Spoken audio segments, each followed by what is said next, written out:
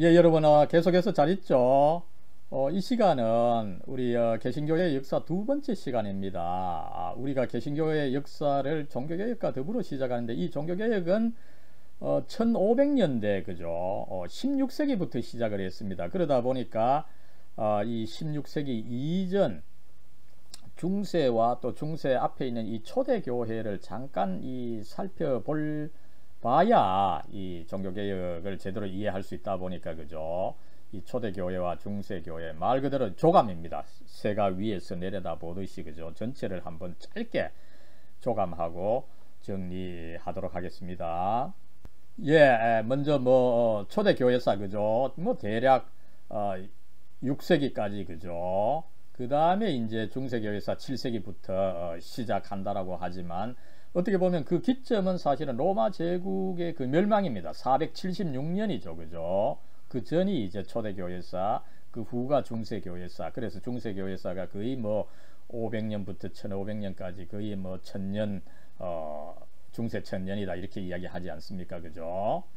예, 먼저 이 초대교회사를 한번 살펴보겠습니다. 여러분 이 교회는 사실은 이 오순절 성령 강림과 더불어 시작을 했죠. 그죠? 성령 강림이 있고 나서 이제 바로 거기에 힘을 얻어서 이 베드로가 설교를 했고 그 설교를 받아들인 사람들이 그 오순절 성령 강림절 당일날 3000명이었다 이렇게 이야기되고 있죠.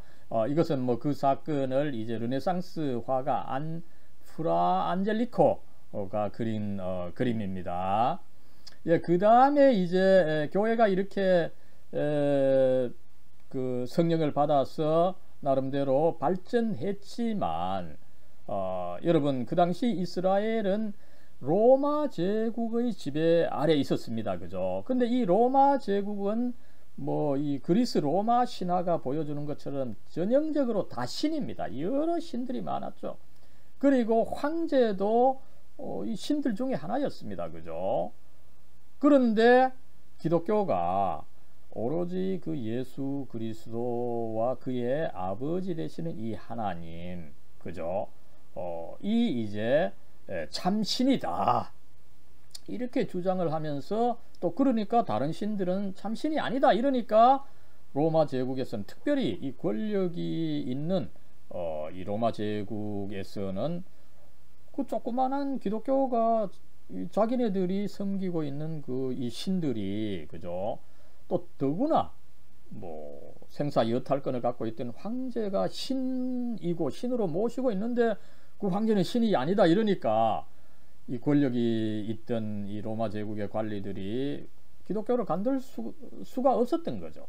그래서 기독교를 굉장히 박해했던 그런 역사가 있었지만 또 거기에 기독교를 변증한 이 변증가들이 나타났다. 그죠? 여러분 이 기독교의 박해를 보여주는 대표적인 그림 하나입니다. 그죠? 이 네로 황제의 인간 횃불이다 라고 하는 이 제목을 달고 있는 이 그림인데 그죠? 네로 황제가 여기에 자기 부하들과 더불어서 연회를 베풀고 있습니다. 그죠? 그럴 때 이제 좀 때가 어둑해지니까 이 횃불을 피워야 되는데 어떡합니까? 그죠?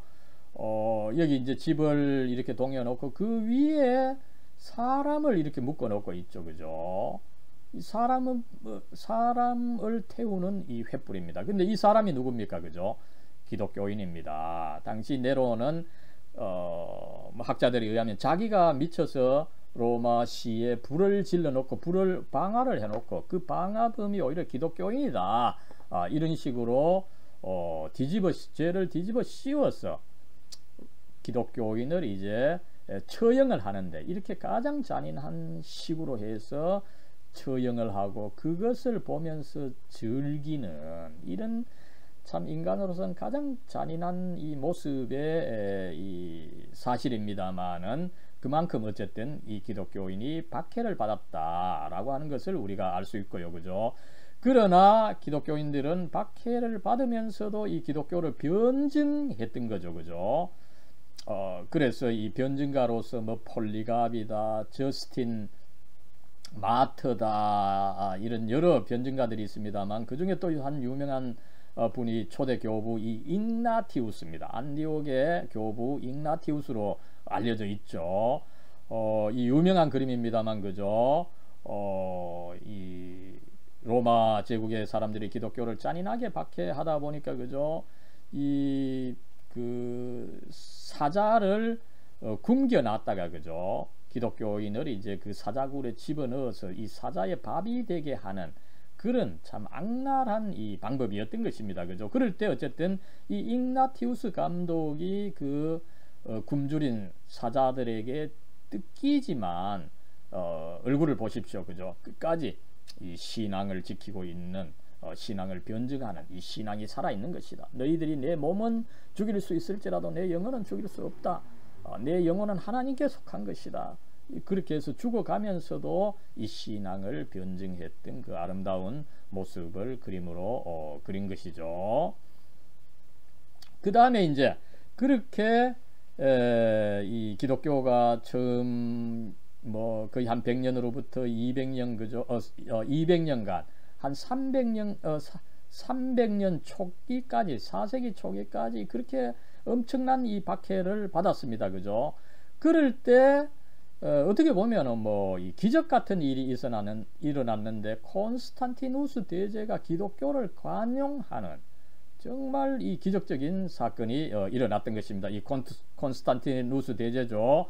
약 한 1000년경에 이 비잔틴 콘스탄티노플에서 이 모자이크로 만든 것이라고 합니다만 이 콘스탄티누스 대제가 눈을 부릅뜨고 있는데 이 교회와 이 그 도시 이 국가를 교회와 국가를 이 보호하는 어떤 그 수호 성인으로서까지 축겨 세워지고 있는 것을 우리가 알 수가 있는 거죠. 그렇다면 이 콘스탄티누스 대제가 어떤 일을 했습니까? 그죠? 로마 제국을 통일하면서 그 유명한 밀라노 칙령을 313년에 발표함으로 해서 이제 기독교를 믿어줘 좋다. 그죠? 이제 더 이상 박해하지 않는다. 이 기독교 관용령을 내렸던 것을 알 수가 있는 거죠. 그런데 여러분 이 참 재미있는 스토리가 있죠. 이 콘스탄티누스 대제는 원래는 뭐 로마 제국의 많은 왕자들 중에 한 사람으로서 로마 제국이었던 영국에 있었던 뭐 어떻게 보면 보잘것없는 왕자였습니다. 그죠? 그러나 그가 이 군사력을 결집하면서 그 세력을 키워가면서 로마 전역을 이제 정복을 하고 드디어 이제 로마 이 수도까지 정복을 해서 로마 제국 전체를 사분요열되어 있던 이 로마 제국 전체를 통일하는 그 일을 했던 것입니다. 이제 그 마지막 단계가 밀비안 전투라고 알려져 있죠. 이제 로마로 가기 위해서는 이 밀비안 강이라고 하는 강을 건너야 되는데 그 강의 다리가 밀비안 다리였던 거죠. 밀비안 브리지 워다 뭐 이렇게 알려져 있습니다만 그죠. 어떻게 했습니까? 정말 이 콘스탄티누스는 이 열세에 있었는데 마침 전쟁을 시작하기 전 그 전날 밤에 그 환상을 봤죠. 이런 방패를 만들어라, 그죠? 그래서 자기 군인들이 이런 방패를 가지고 나가서 싸웠는데 열세에도 불구하고 이겼던 그런 스토리가 있죠, 그죠? 여러분 그 방패를 보여주는 것이 바로 이 그림입니다, 그죠? 여기서 이제 이 X자는 뭐 십자가이기도 하겠지만 키라고 하는 그 그리스 헬라어입니다, 그죠? 키 요것은 P처럼 보이지만 로입니다, 로 R 발음 나는 게 그래서 이 합쳐서 이것은 사실은 크리스토스 크르의 이 약자가 되는 것입니다. 그리스도의 약자가 되는 거죠. 그래서 이 콘스탄티누스 대제는 이 밀비안 전투가 있기 전날 밤 그 환상을 보고 그 병사들에게 이 방패에 키로 이 사인을 붉은색으로 해라 이렇게 해서 이 사인을 가진 방패를 가지고 전투에서 결국은 승리했다. 그래서 기독교를 믿지 않았던 콘스탄티누스 대제지만 이 기독교 하나님의 능력으로 내가 이겼다. 그래서 결국 이 기독교를 관용하는 밀라노 칙령을 반포했던 것을 우리가 알 수가 있습니다. 그랬을 때 여러분 이 콘스탄티누스 대제는 무엇보다도 로마 제국을 통일했는데 기독교에 있어서 중요한 일을 했던 것은 사실은 니케아 신조를 하게 했던 것이다. 이렇게 볼 수가 있습니다. 그 니케아 신조를 그리는 유명한 그 이콘이죠.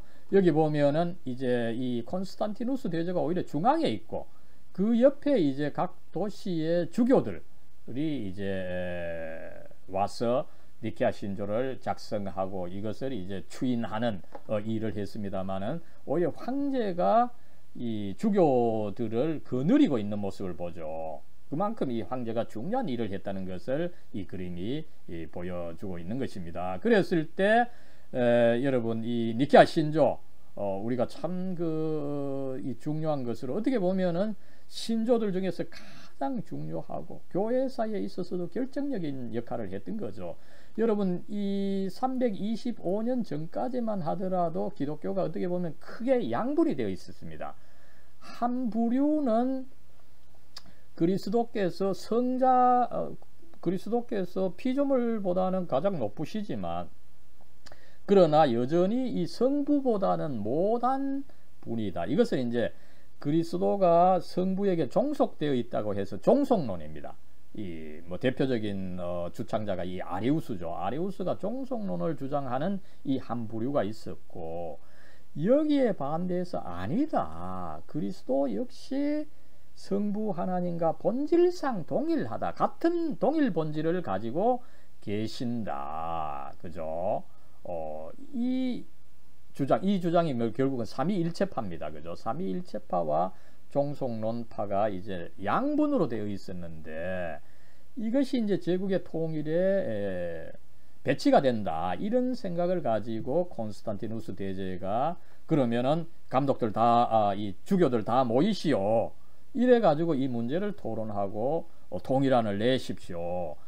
이렇게 해서 이제 많은 이 교회 대표들이 모였고 감론을박하는 중에 결국은 원래는 소수로 시작했지만 결국은 이 그리스도께서 동일 본질이라고 하는 것을 이제 정통 교리로 세우고 추인하는 역사가 있었던 것입니다. 그래서 이 니케아 신조 제일 그리스도께서 이 신 중에 신의 신이시며 빛의 빛이시며 참신 중에 참신이시다.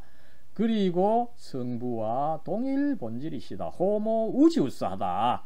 이것을 확정함으로 해서 기독교를 통일하게 된 거죠. 그죠? 여러분 이것이 참 그 혼란스러웠던 325년입니다. 그죠?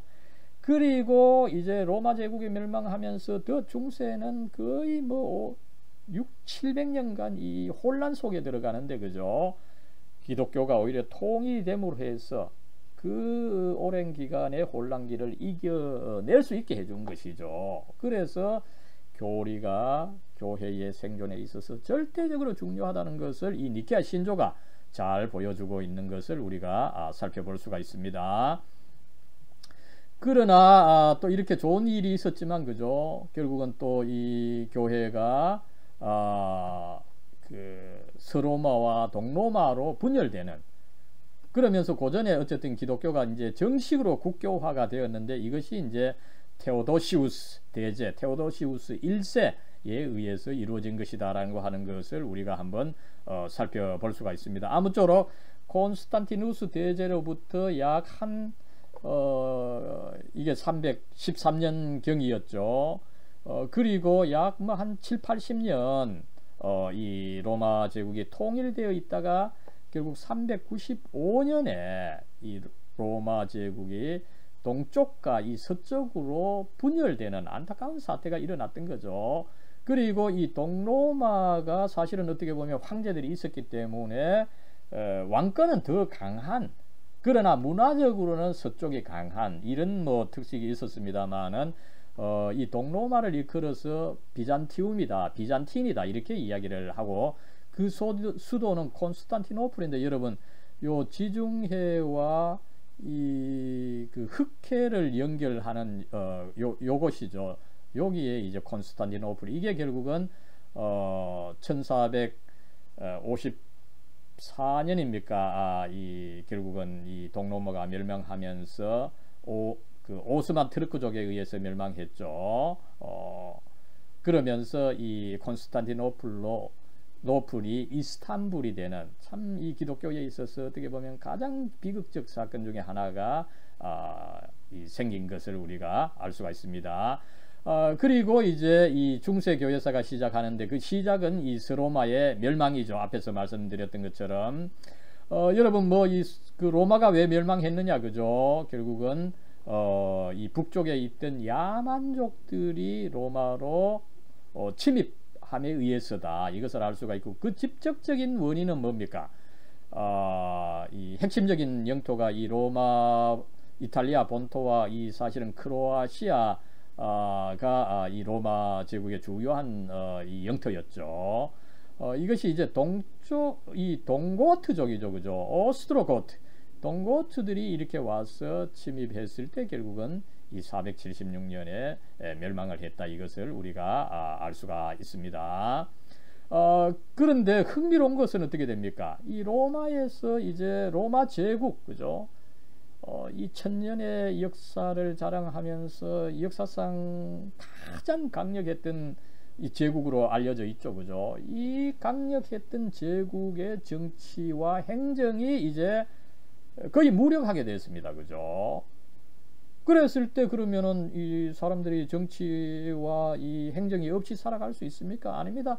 어떤 것이라도 이 정치와 행정이 있어야 되는데, 이 국가가 못 해주니까 그것을 대신한 것이 여러분 교회였고, 그래서 교회가 오히려 제국이 멸망하면서 흥기하게 되었던 이런 재미있는 현상을 우리가 여기서 한번 살펴볼 수가 있는 것입니다. 이 로마 제국이 멸망하면서 교회가 흥기한 것을 대표적으로 보여주는 것이 이 수도원입니다, 그죠? 여러분, 이 수도원은 그 몬테 카시노 수도원이죠, 그죠? 이 6세기경에 500년대에 이 만들어진 수도원이지만 나중에 뭐 계속 재건되고 해서 지금 이 모습을 가지고 있는데, 그죠? 여러분, 이 크기가 어마어마합니다. 사실상에 있어서 왕궁보다 더 크고 이 화려한 이 수도원이다, 이렇게 봐도 과언이 아니죠, 그죠? 어마어마한 이 수도원입니다, 그죠? 그럼 이 수도원에서 뭐를 했느냐, 그죠? 여러분, 바깥 세상은 계속 혼란스럽습니다. 아직까지 이민족이 막 쳐들어오고, 그죠? 그리고 이 치안도 없고, 그리고 도시 기능이 마비되어 있고, 그죠? 그랬을 때 이제 이런 수도원이, 물론 이 수도원은 뭐 산속에 있을 수도 있고 조금 도시 외곽에 있을 수도 있기 때문에, 그죠? 어쨌든 이 도시와 이 중요한 연관을 가지고 있었는데, 그죠? 이 수도원들이 사실상에 있어서 기술과 예술을 보존하고, 그죠? 나아가서 어떻게 됩니까? 학교의 역할을 하는 거죠, 그죠? 그리고 또 성경 필사하고 도서관의 역할을 하고, 그죠?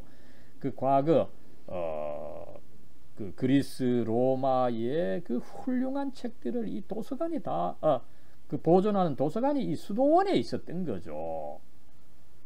그렇게 함으로 해서 이 어떤 그 문화의 그 그리스 로마 문명의 통로가 바로 이 교회, 어떻게 보면 구체적으로 수도원이 했다라고 하는 것을 알 수가 있습니다. 그래서 단순히 이 수도원이 종교 활동뿐만 아니라, 그죠? 농사 짓는 지식 연구하고 전수하고, 그죠? 경제, 이 생산의 중심지가 되어서 이렇게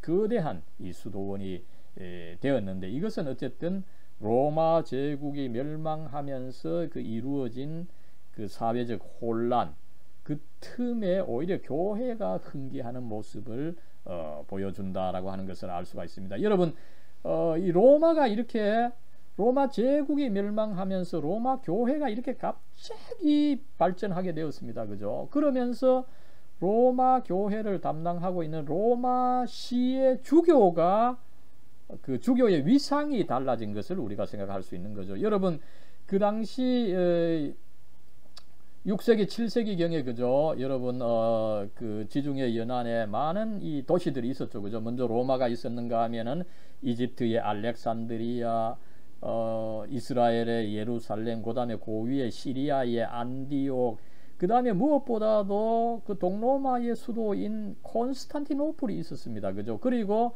아프리카 북단의 카르타고가 큰 도시로 있었던 거죠.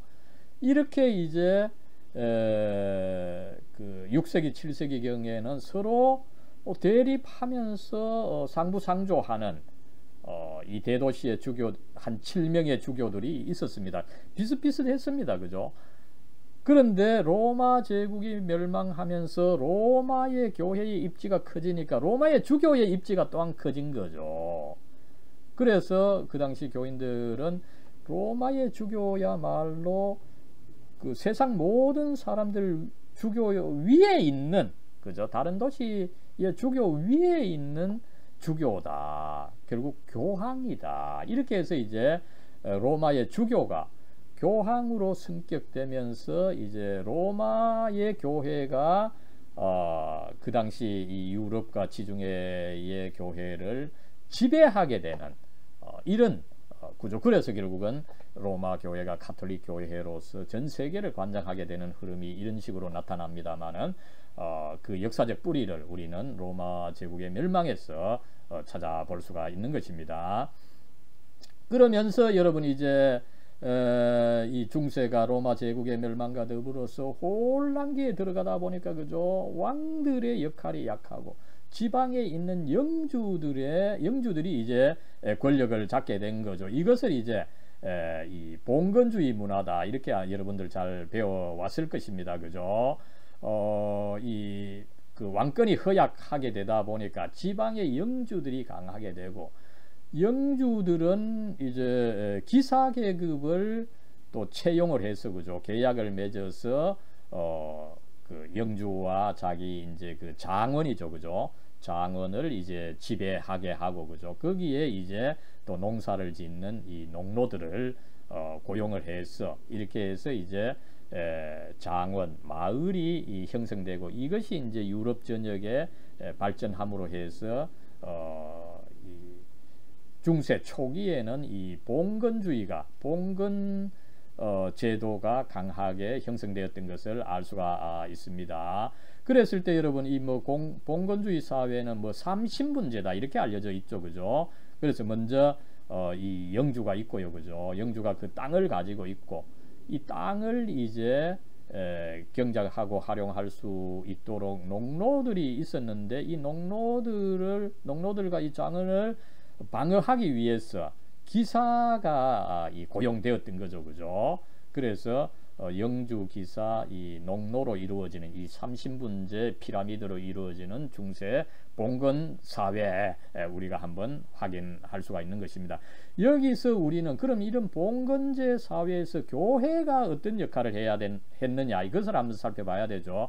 여기 이제 기본 마을 이 봉건제 사회의 기본 마을 이 장원을 그려놓은 그림입니다. 그죠? 여기 이제 뭐 장원의 그 영주의 이 대저택 그죠? 매너가 있고 그죠? 그리고 이제 뭐 이 농노들의 집이 있고 그 중앙에 여러분 이 교회가 있음을 빌리지 처치가 있음을 확인해 주십시오. 그랬을 때 어떻습니까? 그죠? 이 교회가 여기 있는데 이제 농노들을 중심으로 해서 이제 그 생활을 살펴보면은 이 농부들이 일하러 갈 때 그 많은 아이들 그때는 뭐 집안에 보통 뭐 한 8명에서 20명까지 아이를 낳았던 거죠. 그죠? 그 많은 아이들 어떻게 합니까? 그죠? 그 교육도 시키고 케어도 해야 되는데 그죠? 그 아이들을 모두 이제 교회에 보내는 거죠. 교회가 그러면 먹이고 가르치고 케어하고 그죠? 그리고 또 나아가서 어떻게 됩니까? 교회를 중심으로 모든 그 뭐 문화 활동, 그다음에 교육 활동 나아가서 그죠? 명절 유럽의 명절들은 모두가 기독교 명절입니다. 전부 다 교회를 중심으로 해서 이루어졌기 때문에 그죠? 그래서 이 봉건주의 사회 그죠? 에서 봉건주의 시대였던 뭐 이 중세 초기 거의 한 500년으로부터 1000년간에 이미 이 기독교가 강력하게 유럽 사회에 뿌리 내린 것을 우리가 이 그림으로서 살펴볼 수가 있는 거죠. 이렇게 해서 어쨌든 교회가 유럽의 이 봉건제 문화에서 강하게 그 뿌리 내린 것을 알 수가 있고요. 그 문명을 보여주는 그림 하나가 이 그림입니다. 그죠? 독일 남동부에 있는 뇌틸랭이라고 하는 이 도시입니다. 그죠? 봉건주의 문화에서 이제 이 발전하면서 하나의 도시까지 된 이 도시인 거죠. 여러분 그 중앙에 이 교회가 있는데 그죠? 원래는 성당이었던 거죠. 그러나 종교개혁을 통해서 개신교로 바꿨습니다만은 게오르그 교회입니다. 이 개신교 교회죠. 이 교회를 중심으로 해서 전체 이 마을, 처음에는 마을이었지만 이것이 결국은 이 원형 도시가 형성된 것을 우리가 이 그림을 통해서 확실하게 확인할 수가 있는 거죠. 이처럼 이 유럽은 완전히 이 봉건주의 시대에부터 교회가 중심이 되는 어떤 그 문명 문화가 형성됐다는 것을 우리가 확인할 수가 있는 것입니다. 이렇게 이제 교회가 강력하게 되다 보니까 그죠? 이 국가와의 관계, 정부와의 관계에서 오히려 교회가 더 힘을 갖게 되는 이 일이 있었는데 그것을 단적으로 보여주는 것이 여러분 뭐 이 세계사에서 자주 이 논의가 되고 있는 이 카노사의 굴욕 사건이죠, 그죠? 그 사건을 이제 그림으로 보여주는 것입니다만 그죠? 어떻습니까? 당시 이 신성 로마 제국의 황제, 그죠? 이 독일 지역을 기반으로 두는 이 신성 로마 제국의 황제가 이 교황을 알련하려고 왔습니다, 그죠? 그 온 그림인데 신발을 안 신었죠, 그죠? 그리고 부인과 아들을 대동까지 했습니다, 그죠? 이 추운 겨울에 3일간 이렇게 참 정말 참 비참하게 이 교황을 아련하기 위해서 기다리는 그죠. 그래서 어떻게 보면 좀 용서를 비는 이 하인리 왕의 모습을 우리가 알 수가 있는 거죠. 뭐 역사에 의하면 서임권 논쟁입니다. 그죠? 서임권이라고 하는 것은 여러분 이제 유럽이 발전하는데 그죠? 이제 로마가 있고 도시 발전을 하는데 도시가 발전할 때 사실은 뭐 로마 폐망 후 로마의 교회의 역할을 살펴봤습니다만은 그죠? 도시가 발전함에 있어서 그 교회 성당이 절대적인 역할을 하는 겁니다. 그죠? 그러다 보니까 유럽 이 중세에 있어서는 그 왕의 역할도 중요하지만 그 도시를 실질적으로 지배하고 있는 주교, 대주교가 절대적으로 중요했던 것입니다. 그러다 보니까 이 대주교 임명권이 과연 누구에게 있느냐? 그 영토를 사실상 소유하고 있는 왕이냐? 아니면 실질적으로 권력을 갖고 있는 그 교황이냐? 그죠? 이 싸움이 결국은 이 서임권 투쟁입니다. 그랬을 때 이제 이 하인리 4세가 내게 권리가 있다 이렇게 주장했다가 교황에게 이 그 퇴짜를 맞았을 때 그죠? 교황은 그러면 너 왕 그 인정한 것을 거두겠다 이러면 어떻게 됩니까? 이 하인리 4세는 다른 이제 사람들의 결국은 질투와 그죠? 경쟁으로 인해서 왕으로부터 떨어지게 되는 거죠. 그래서 이 하인리 4세가 위기를 느끼고 그 교황에게 용서를 빌러 갔던 그래서 결과적으로는 오히려 교회가 국가 위에 있게 되는 이런 형국을 이 카네사 굴욕이 보여주고 있다 이렇게 우리가 볼 수 있는 것입니다. 그러면서 이 중세에 있었던 또 중요한 사건 중에 하나가 여러분 이 십자군 전쟁이죠, 그죠? 여러분 이 무슬림 그죠? 모하메드가 이 600년대에 635년입니까, 그죠? 일어나게 되고 그러면서 순식간에 그 중동 땅을 석권하고 그리고 심지어 뭐 결국은 이 예루살렘 이스라엘까지도 이 침입 이 침략을 하게 되고, 그 다음에 이제 그 로마 제국의 일부였던 이 이집트, 그 유명한 알렉산드리아를 결국은 또 침략하고 정복하고 이렇게 해서 이 중동과 이 동로마 지역이 이제 그 로마 제국, 그죠? 오늘날 이 터키, 그 특별히 그 이스탄불, 콘스탄티노플 지역의 일부를 제외하고 대부분 이 이슬람에게 넘어가게 된 안타까운 사태가 일어났던 거죠. 그러다 보니까 이제 유럽에서는 서서히, 그죠? 1000년 정도 되면 이제 유럽이 이제 혼란에서 벗어나서 서서히 발전하게 됩니다. 그죠? 그랬을 때 이 발전하게 되는 그 힘을 그 유럽의 여러 국가들이 이제 연합해서, 그죠? 성질을 탈환해야 된다. 이런 운동이 일어나게 되고 결국은 이 전쟁을 일으키되 200년간, 그죠? 1100년부터 거의 뭐 1300년까지 200년간 10차에 걸친 이 십자군 전쟁을 했지만 결국은 실패하게 되는 안타까운 사건이 있었던 거죠. 그죠? 여러분, 이 지도는 이 십자군 전쟁의 그 통로를 보여주는 것입니다만, 특별히 1차에서 4차까지인데, 그죠? 이 십자군 전쟁의 문제를 보여주는 것이 제4차 십자군 전쟁입니다. 그죠? 이 사람들이 이 파란색이죠. 이 성지로 가야 되는데, 이 성지로 가서는 뭐 자신이 없으니까 어떻게 됩니까? 대신 조금 이제 뭡니까, 그 뭐 교리적으로도 문제가 있고, 어쨌든 이 형제지만 좀 마음에 안 든다고 생각하는 이 동로마, 그죠? 이 콘스탄티노플을 오히려 점령하는 정말 어처구니 없는 그 비극적인 이 사태도 있었습니다만, 어쨌든 이렇게 전체적으로 십자군 전쟁은 뭐 이 실패로 끝났습니다만, 이것을 통해서 오히려 서유럽이 결집하는 그런 또 좋은 일은 있었다라고 하는 것을 우리가 알 수가 있습니다.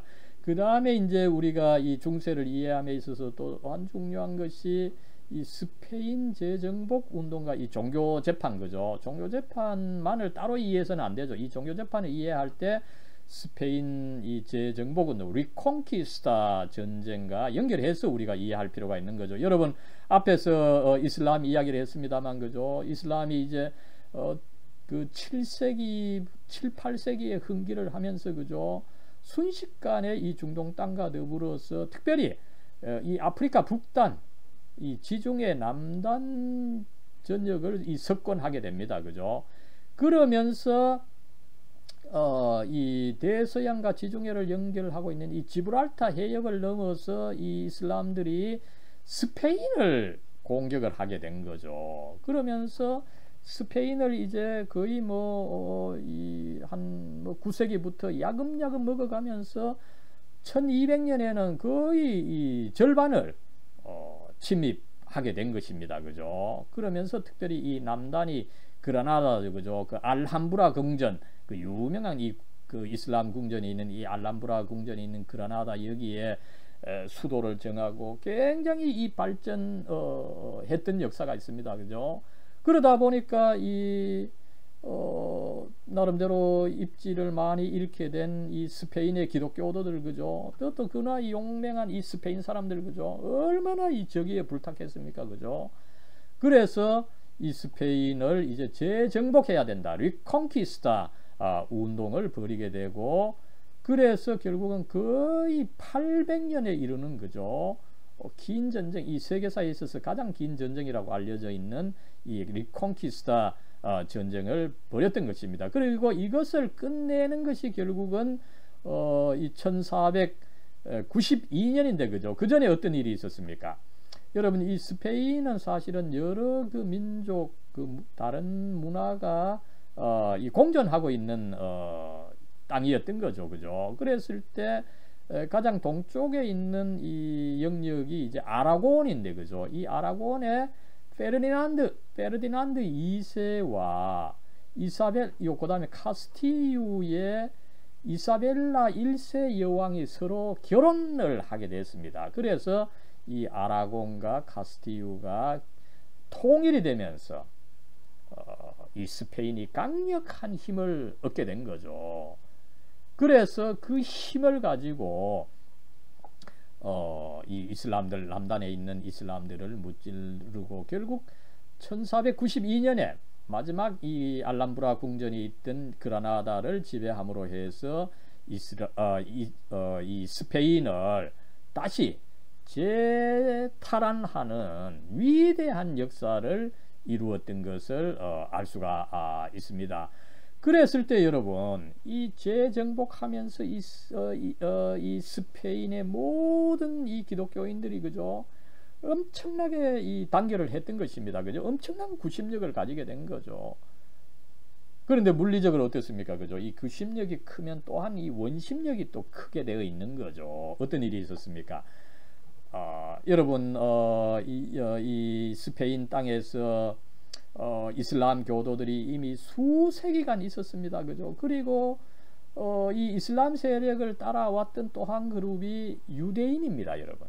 유대인이 또 크게 번성해 있었기 때문에 이 스페인으로서는 재정복을 하면서 거기에 잔존해 있던 이 이슬람 교도와 유대인을 척결하는 이런 일이 남았던 거죠. 그것을 이제 하기 위해서 종교 재판을 설치했던 인퀴지션이죠. 인퀴지션을 설치했던 역사가 있습니다. 그랬을 때 여러분 이 그림 뭐 대표적으로 이 종교 재판에 뭐 잔인한 고문 뭐 이런 그림도 많고 이야기도 많습니다만 그죠. 이 뒤에 화형을 실시하고 그죠. 이슬람 교도 유대 교도들이 이제 기독교로 개종하지 않으면은 이렇게 잔인하게 이 화형을 실시했던 이 사실이 있고 그 다음에 그 앞에 그죠.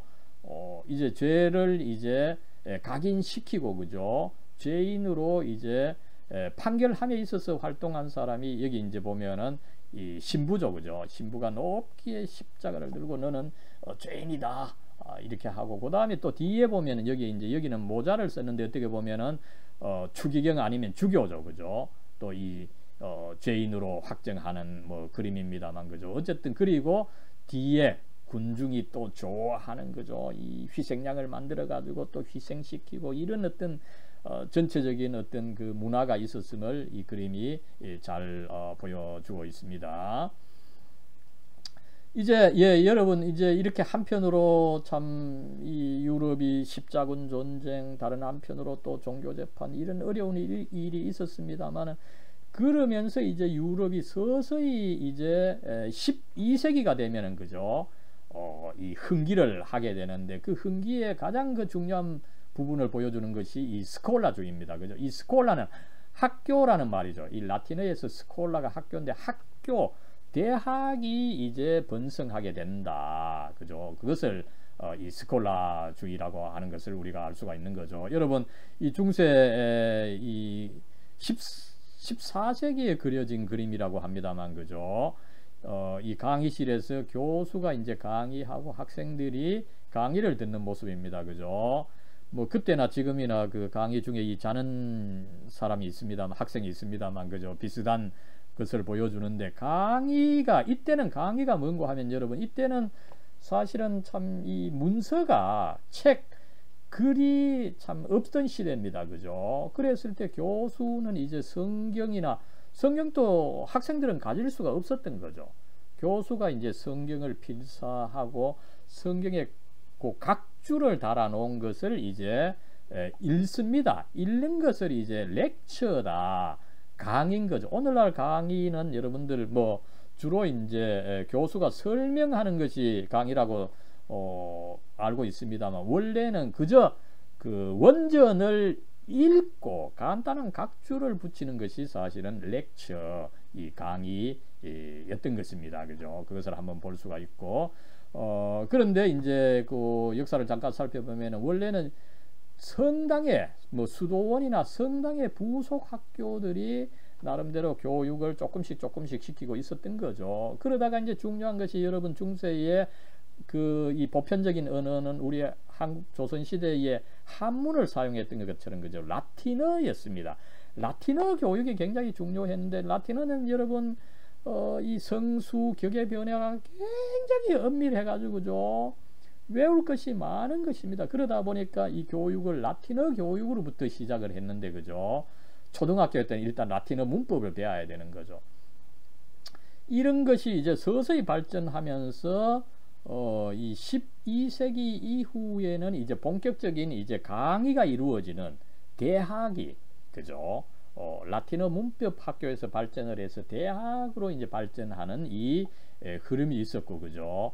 그러면서 이제 각국의 이름이 있는 이제 대학, 특별히 뭐 유명했던 것이 파리 대학이고, 그죠? 그 다음에 옥스퍼드, 캠브리지, 이런 대학들이 1200년대, 1300년대에 생기게 되고, 이런 대학들이 이제 근현대 대학 교육의 모범이 된 거죠. 이것도 뭐 강의 그 원전을 읽는 렉처, 이 강의의 일부분을 보여주고 있습니다. 이런 스콜라주의를 완성한 사람이 여러분 이 토마스 아퀴나스입니다. 그죠? 이 그림 보면은 그의 신학 대전입니다만, 그죠? 이 신학 대전을 가지고 있는데 여러분 옆에 교회입니다. 그죠? 교회 학문, 이 신학의 수호자다. 교회의 수호자로서 토마스 아퀴나스다라고 하는 이 것을 보여주는 그림입니다. 그 다음에 이제 여러분 중세 말기에 이르면은 이제 르네상스의 원인이 되기도 합니다만, 그죠? 그래서 이 르네상스를 또 종교개혁을 하면서 특별히 에라스무스를 통해서 한번 깊게 다루어 볼 것입니다. 그죠? 이 르네상스가 이제 뭐 이 거의 1300년대부터 특별히 1500년 1400년대 말부터 1500년을 중심으로 해서 이제 이 강하게 발전한 이 르네상스죠. 그 르네상스의 정신을 대표적으로 보여주는 것이 여러분 이 라파엘로의 아테네 학당이라고 하는 이 그림입니다. 그죠? 이 그림 보면은 이 오늘날 그 교황청 이 시스틴 이 성당에 있는 그 그림이라고 하죠. 여기 여러분 중앙에 보면은, 그죠? 그림에서 이제 왼쪽으로는 사실은 이 플라톤입니다. 그죠? 그 다음에 이제 오른쪽에 조금 푸른색 옷을 입고 있는 사람이 이제 아리스토텔레스인데, 그죠? 이 플라톤이 아리스토텔레스의 스승이죠. 그래서 이 플라톤은 관념론자입니다. 그죠? 아이디어, 형상, 하늘이 중요하다. 이러니까 아리스토텔레스는 어떻습니까? 그죠? 이 손을 보면은 아닙니다. 스승님, 오히려 땅이 중요합니다. 인간이 중요합니다. 자연이 중요합니다. 이렇게 해서 어쨌든 이 관념론과 이 경험론, 이 하늘과 땅, 이것이 두 가지가 이렇게 어쨌든 중요한데 이게 나름대로 좀 상충하고 있다. 이런 것을 잘 보여준 이 그림이라고 볼 수 있겠습니다. 중요한 것은 뭡니까? 플라톤, 아리스토텔레스입니다. 그죠? 과거의 문화를 재생산하는, 그죠? 재생하는, 이 르네상스, 이 프랑스어입니다만은 재생이라는 뜻이 있죠. 그죠? 고전 문화를 재생한다, 이런 뜻이 있다라고 하는 것을 이 라파엘로의 그림이 잘 보여주고 있는 것을 알 수가 있습니다. 이 르네상스에 뭐 활동했던 또 이 그 대표적인 이 화가였죠. 여러분 이 다빈치의 이 다윗상입니다. 그죠? 이 다윗의 아름다운 이 몸뿐만 아니라, 그죠? 그 다윗의 그 심리 상태, 여러분 이 심리 상태가 사실은 이 골리앗에게 그 큰, 그죠? 이 대적 골리앗에게 나아가기 위해서 이제 물맷돌을 이 가슴에 이렇게 견주고 있는 그 모습이라고 합니다. 그랬을 때 여러분 이 다윗과 골리앗의 싸움입니다. 그죠? 그 어마어마한 대적을 이제 치러 나가야 되는데, 이 다윗은 물론 여기 뭐 이 석상에서는 이렇게 크게 나왔습니다만은 조그마한 사람이었죠. 큰 골리앗을 대적하는 다윗. 그래서 내가 이기겠느냐, 하나님께서 함께 해주시겠느냐, 그 인간적인 모습을 그려낸 이 미켈란젤로의 다윗상입니다. 그죠? 그래서 과거에는 위대한 다윗을 생각했는데 여기서는 오히려 굉장히 인간적인 다윗을 그려낸 이 르네상스 이 예술을 또한 잘 보여주는 것이 이 다윗상이라고 하는 것을 우리가 알 수가 있습니다. 그랬을 때 여러분 이제 이 르네상스 예술, 그 인간적인 측면의 르네상스 예술을 잘 보여주는 그림 중에 하나가, 그 장르 중에 하나가 최후의 만찬입니다. 이 최후의 만찬이라고 하는 것은 이미 뭐 이 그림이 지오토죠. 1300년에 이미 지오토가 이렇게 그림을 그려냈고, 이것을 이제 후대 화가들도 계속 그리게 됐는데, 그죠? 그 그림의 양식이 변화하는 것을 우리가 한번 살펴봄으로 해서 르네상스가 과연 어떤 특징이 있느냐 하는 것을 한번 알 수가 있습니다. 여러분, 여기 이제 12 제자들이 있고 예수님이 있습니다. 그죠? 이 중에 유다가 누구겠습니까? 그죠? 유다를 묘사하는 형식이 변화한다는 것을 우리가 또한 알 수가 있는 거죠. 영어 설명에 의하면, 그죠? 이 노란색을 입고 있는 이 사람이 유다라고 합니다. 이 설명에 의하면 어쨌든 이 노란색이 조금 이 속이는, 그죠? 그런 것을 상징한다라고 하는 이야기를 여기 적고 있습니다. 그래서 아무쪼록 이 유다를 한번 살펴볼 수가 있고, 그 다음에 여러분 이것은 이 지를란다이오라고 하는 화가인데, 어떻게 보면은 이 르네상스가 한창 진행되면서 그렸던, 이제 요 이후에 다빈치, 미켈란젤로가 이제 활동을 하는 거죠. 더 본격적인 이 르네상스 예술은 조금 더 나중에 온다라고 하는 것을 알 수가 있습니다만, 지를란다이오도 그런 중세의 어떤 그 딱딱한 형식적인 것을 그려내고 있는데, 그죠? 여러분, 이 그림에서는 유다가 누구겠습니까? 그죠? 이 중앙에 예수님이 계시고, 그죠? 유다가 사실은 어떻게 보면 예수님처럼 보일 수도 있는데, 이 양반이 유다입니다. 혼자 이렇게 드러나게 그렸습니다만은, 앞에서 말씀을 드렸던 것처럼 이 사기, 속이는 것을 뜻하는 노란색 옷을 입고, 그죠? 무엇보다도 고양이가 이렇게 하면은 그 안 좋은 징조다, 이것을 보여주는 거죠. 고양이가 함께 함으로 해서 이 사람이 유다라고 하는 것을 암시하고 있는 것입니다. 이런 이제 딱딱한, 그죠? 또 앞에서 여러분 예수님의 그 오라, 그죠? 이 후광을 이렇게 제자들이, 예수님을 비롯해서 제자들이 가지고 있는데, 이 유다는 이것을 갖고 있지 않죠, 그죠? 그런데 이제 그런 것을 없애고 인간적인 제자들과 예수님을 그려낸 것이 바로 이 유명한 레오나르도 다빈치의 최후의 만찬인 거죠, 그죠? 여기서 예수님 뭐 뒤에 후광도 없으시고, 그죠? 예수님도 어떻게 보면 굉장히 수심에 차 있는데, 그죠? 제자들 어떻습니까? 이 손가락질을 하고 있죠. 왜 손가락질을 합니까? 그죠? 이 최후의 만찬에서 예수님께서 너희 중에 나를 팔 자가 있다, 너희 중에 나를 팔아먹을 사람이 있다, 이렇게 이제 예수님이 고백을 하니까 제자들이 어떻습니까? 예수님 그게 납니까? 그게 도대체 누굽니까? 이렇게 막 이 삿대질을 하는 이 장면을, 그 인간적인 장면을 다빈치가 그려낸 거죠. 여기서 유다는 바로 이작자라고 하죠. 여기 이제 돈주머니를 쥐고 있습니다만, 그죠? 어쨌든 이 르네상스의 그 정신을 이 다빈치가 인간적인 모습으로서 그려내고 있는 것을 한번 살펴볼 수가 있습니다. 여기서 여러분 이 제자들의 이름을 이렇게 붙여놓고 있습니다만, 다빈치가 그 성경에 나타난 이 제자들의 특징, 그죠? 그것을 이렇게 잘 그려냈다라고 하고 있습니다.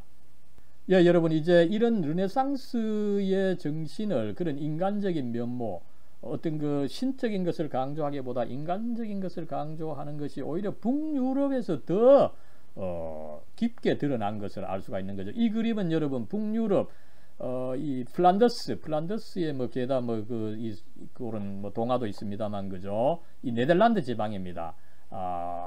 이 네덜란드 지방에서는 이 르네상스가 훨씬 더, 그죠? 인간적이고 서민적인 것으로 나타난 거죠. 여기 이제 예수님의 제자들 그죠. 앞에서는 굉장히 화려했습니다만 그죠. 여기서는 일상 사람들의 그 모습을 통해서 최후의 만찬을 그려내고 있는 거죠. 그죠. 그저 어떻게 보면 뭐 좀 그 평범한 집안에서 평범하게 제자들이 이 최후의 만찬을 나누고 있는데 그죠. 여러분 이 그림에서는 유다가 누구겠습니까? 그죠. 유다의 그 묘사 방식도 달라졌다는 것을 우리가 여기서 한번 확인할 수가 있는 거죠. 요 설명에 의하면 그죠. 먼저는 이 기도하고 있지 않은 모습으로서 유다를 나타냈. 유다는 이 배반하면서 계속 전전긍긍하고 있기 때문에 그죠. 기도를 할 수가 없었던 입장인 거죠. 그죠. 그래서 먼저는 이제 이 손을 모아서 기도하는 자세를 하지 않은 자 중에 한 사람이 유다고 그죠. 그 다음에는 어떻습니까? 그죠. 블랙 가운을 입었다. 블랙 옷을 입었다. 그죠. 블랙 옷을 입은 사람들이 몇 명 있는 거죠. 그죠. 이 친구도 블랙 옷을 입고 앞 겉에 이제 이 망토를 건치고 있습니다만 그죠.